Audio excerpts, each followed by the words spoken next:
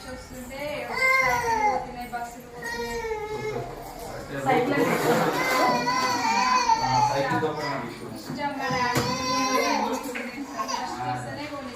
అదే class first మీరు ఖచ్చితంగా చదువుకొని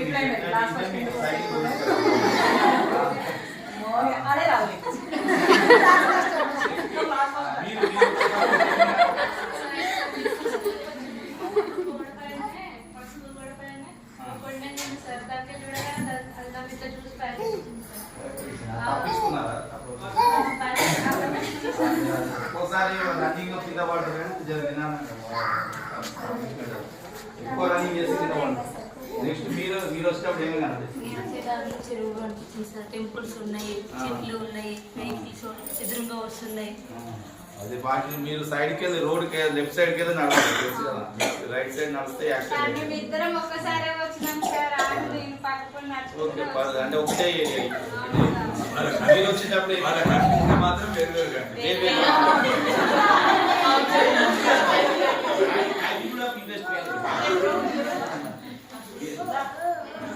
వచ్చేటప్పుడు ఏం కనిపించదు సార్, మా డాడీ కొనేవాడు సరిపోయింది.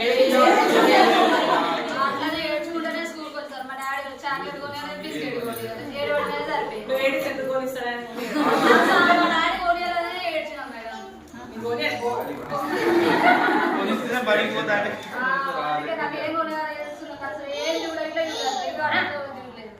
మీరు వచ్చేటప్పుడు ఏమైనా నేను వస్తప్పుడు పేద డాక్టర్ వచ్చింది, ఏమైంది ఇటు అటు ఏం అర్థం కాలేదు. ఇక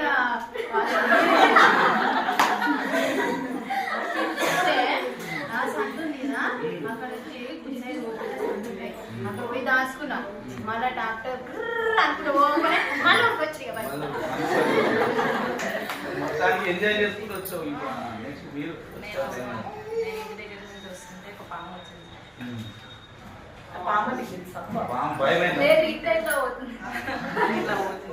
భయమైంది. పక్కన ఆంటీ పిలిస్తే వచ్చి చూసింది. నేను సైడ్ నుంచి వెళ్ళిపోయి స్కూల్ ఆంటీ చెప్పాను. వచ్చిన తర్వాత స్కూల్కి అయితే వచ్చావు కదా, ఏం భయపడదు, పాములు వస్తుంటాయి, అవి వెళ్తుంటాయి, వాటి చేసుకుంటాయి. కానీ మనం ఏమన్నా వాటిని ఏమన్నా కొట్టినా ఏమన్నా కొట్టినా అలా మనం ఇబ్బంది పెడుతున్నా కలుస్తాయి. కాబట్టి అడవి జీవులు మనకు హాని చేయవు. మనం వాటికి ఏమైనా ఇబ్బంది అయ్యి మనం అటాక్ చేస్తున్నప్పుడే అవి మన మీద అటాక్ చేస్తాయి.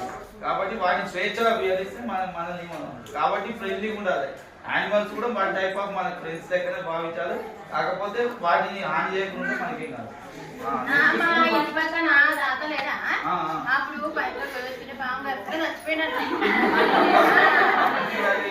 తప్పదండి, కొన్నిసార్లు ఇళ్లలోకి వస్తుంటాయి. ఇళ్లలోకి వచ్చినప్పుడు అవి ఖచ్చితంగా కలిస్తే మనం చనిపోతాం. కాబట్టి ఆ టైంలో అటాక్ చేయక తప్పదు. కానీ బయట తిరిగినప్పుడు మాత్రం అటాక్ చేయకండి, ఎందుకంటే అవి వాటి పైన చేసుకుంటూ పోతే మనకి ఇబ్బంది ఉండదు. నెక్స్ట్ స్కూల్ మీ ఇంట్లో ఏం తినొచ్చా?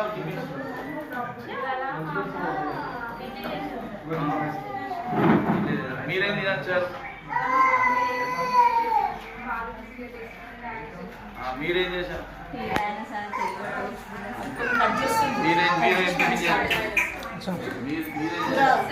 కంటిన్యూషన్